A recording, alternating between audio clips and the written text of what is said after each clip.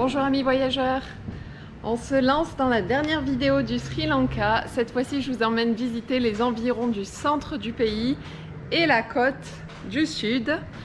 On commence par visiter Ela et notre visite a commencé par un train à 3h30 du matin. On vous met quelques vidéos et on se retrouve juste derrière.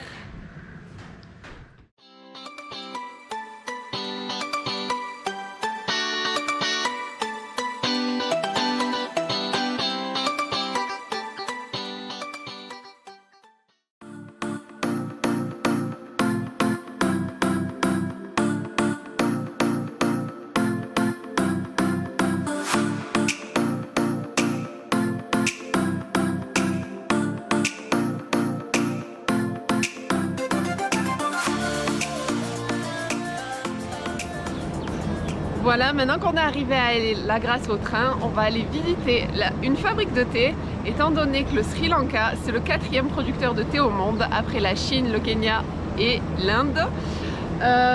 Donc là, on va pas aller visiter les plantations, on a déjà vu plusieurs fois comment les feuilles de thé sont cueillies, mais on va aller voir comment les feuilles de thé, une fois cueillies, sont transformées en ce nectar que j'adore boire. Allez, c'est parti! Et c'est donc après la cueillette que les feuilles sont ramenées ici pour le flétrissage, c'est-à-dire une période d'oxydation où les feuilles vont être laissées assécher avant la période du roulage. C'est cette machine que vous voyez là qui permet de faire ressortir l'oxydation et donc les arômes du thé avec les huiles essentielles. Et concernant le thé noir, il est donc laissé à oxydation un petit peu plus longtemps sur ces grilles pour faire ressortir vraiment toutes leurs saveurs. Après quoi, vous avez l'étape de la dessiccation. Donc concernant le thé noir, comme c'est le cas ici au Sri Lanka, ils sont laissés dans des fours à 120 degrés pendant 20 à 30 minutes. Ça va permettre de vraiment sécher le thé et d'augmenter son oxydation.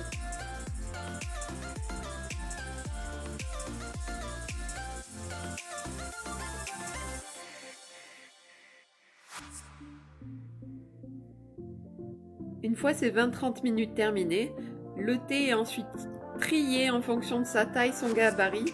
Ça va être mis en sachet et vendu aux enchères en fonction de la qualité du thé. Allez, on part en rando maintenant.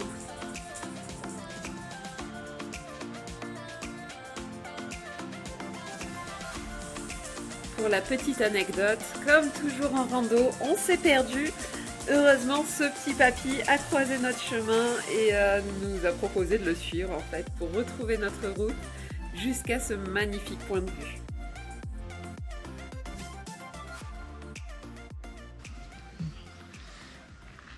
Donc on a fini la rando. Au retour, on a demandé à un tuk-tuk de nous amener au point de vue de Nine Arch Bridge, qui est juste là, le célèbre pont ferroviaire à côté de là.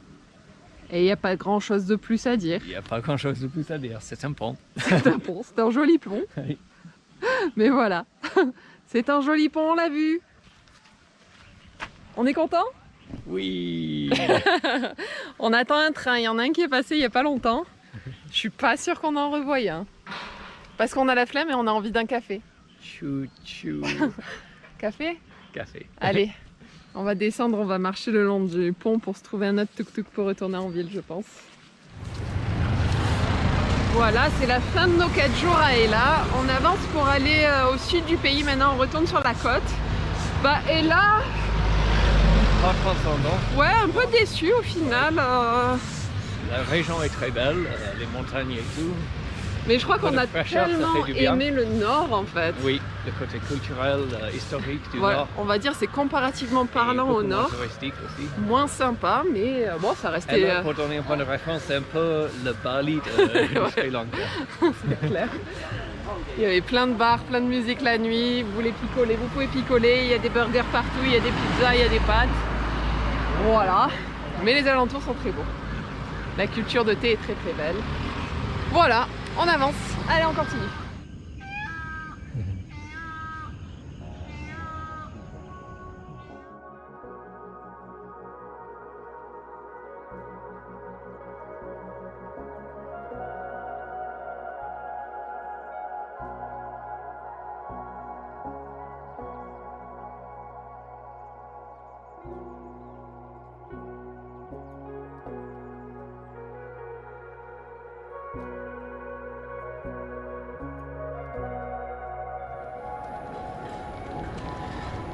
Donc la sortie observation d'oiseaux, c'était vraiment bien.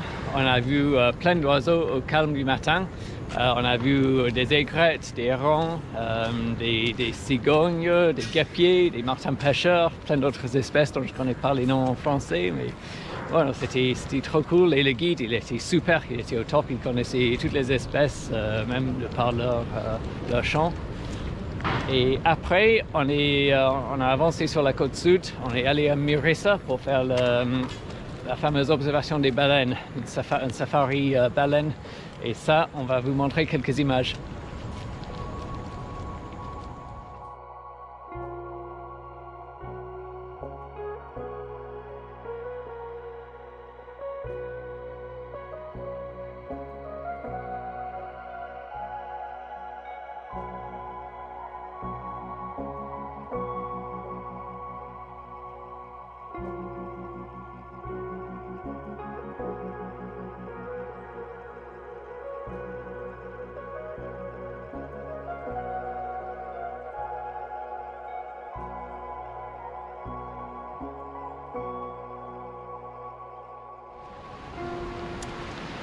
Donc pour ce qui est des baleines de Mérissa, on hésitait à le faire parce qu'on avait entendu dire que les baleines n'étaient pas très respectées. Il y a beaucoup de bateaux qui foncent littéralement vraiment plein gaz pour rapprocher les clients des baleines au plus possible.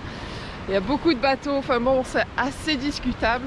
Et en fait, c'est d'autres touristes qu'on a rencontrés à Ella qui nous ont parlé d'une compagnie qui était soi-disant respectueuse des baleines, tout ça. J'étais dubitative, mais on s'est dit, allez, on tente le coup, on verra bien. Et en effet, c'était génial. Je peux pas dire mieux. Aucune critique à donner à la compagnie, vraiment. On restait à une distance très respectable des baleines. Ils coupaient les moteurs quand on arrivait sur site. Ils insultaient quelque peu les autres bateaux, je dois dire. Donc vraiment très bonne expérience. Je suis désolée pour les images, on n'avait pas la GoPro. Et puis voilà, on était à une bonne distance des baleines. Donc au final, j'ai tout filmé avec ma caméra qui n'a pas de stabilisateur, avec le téléobjectif, ce qui veut dire que le moins de mouvement, vous allez le repérer. On était sur un bateau, bref. Pas les meilleures images Nat Geographic qui soient. Mais on aura vu donc une maman et son bébé rorqual commun. On a vu un rorqual de Bride et des dauphins à long bec, beaucoup de dauphins à long bec. Donc vraiment c'était très très sympa, on s'est régalé. Et maintenant on a avancé encore une fois, on est dans la ville de Galles. La ville de Galles et son fort hollandais. Ah oui. Son fort hollandais, voilà, on va visiter ça là pendant 2 jours. Donc on va vous montrer quelques images comme d'habitude. C'est un peu le bordel cette vidéo, mais on est fatigué. On enchaîne les réveils au lever du soleil, là on est un peu fatigué. Donc on oublie de filmer, on filme mal, bref, c'est le bordel, mais vous êtes peut-être 20 à me regarder de toute manière, donc je fais ce que je veux. Allez, on continue. Le Sri Lanka pendant des siècles, ça aurait été un lieu que beaucoup de colonies souhaitaient obtenir, que ce soit les Anglais, les Français, les Hollandais. Et pendant très longtemps, ça aura été hollandais, ce pays et cette zone. Et ils ont construit ce port au niveau de Galles parce que c'était une super position au niveau commerce, au niveau de l'océan Indien. Sauf que les Anglais sont venus, ont pris le pouvoir et ont renforcé le port. Et le Sri Lanka sera resté une colonie anglaise pendant très longtemps jusqu'à ce que la couronne décide de redonner le pouvoir au Sri Lankais. Mais Galles est resté avec son fort et honnêtement c'est tout à fait charmant. C'est très très différent du reste du pays. Je dirais, moi ça me fait beaucoup penser à Aigues-Mortes, en peut-être plus fortifié, en peut-être plus on est prêt à en découdre, mais il y a des petites rues toutes mignonnes avec plein de boutiques pour touristes, mais dans le bon sens, dans le genre que j'aime bien. Maintenant qu'on a le contexte historique, on va aller visiter les ruelles en question parce que là on est en plein soleil et on a chaud. Même si c'est très tôt le matin, on a chaud. Il est 9 h du matin, ça commence à taper fort. Allez, on va aller se cacher à l'ombre des ruelles, je crois.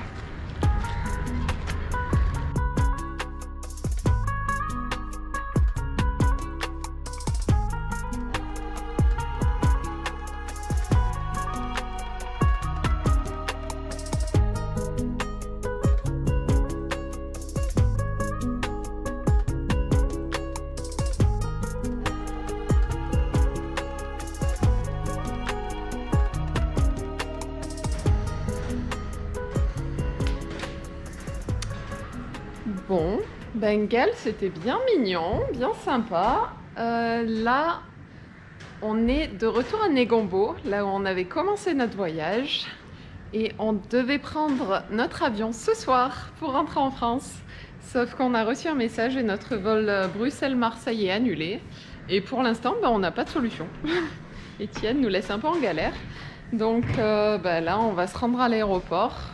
Au lieu de payer des fortunes par téléphone à Etihad, on va aller à leur bureau directement à l'aéroport pour essayer de voir directement avec eux ce qu'on va faire, quel vol ils nous donnent, parce que ils se démerdent, hein, à un moment donné, les gars.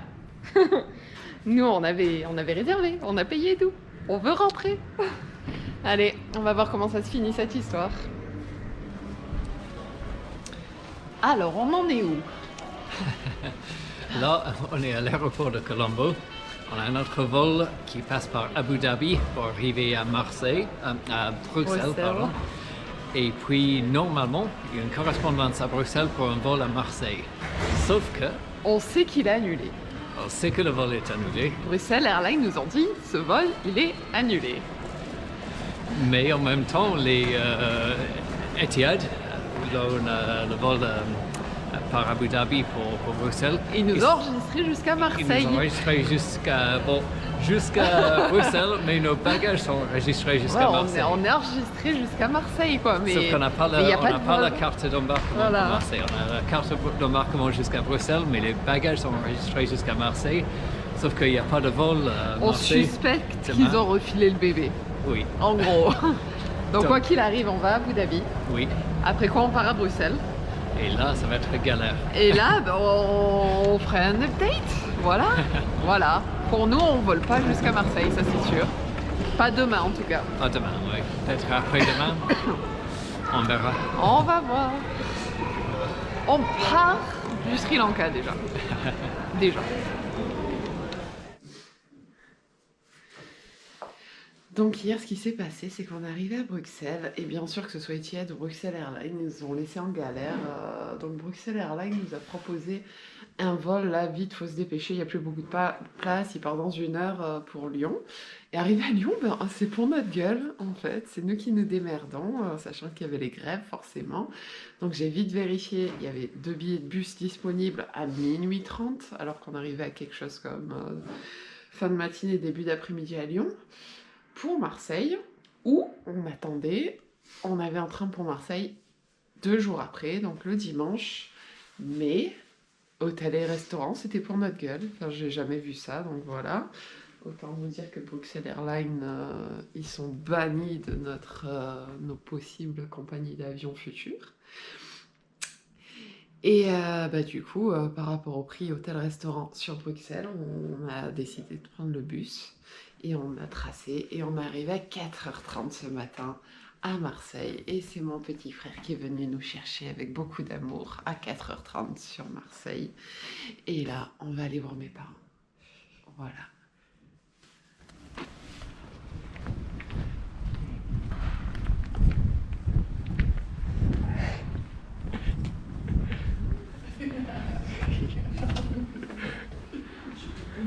C'était un livreur qui m'avait envoyé le message.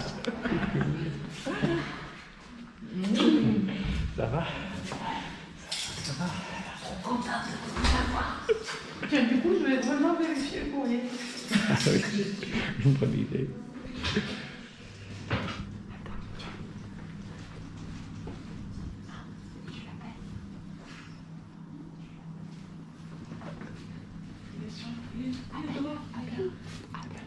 Jojo, Viens voir mon cadeau. Et encore.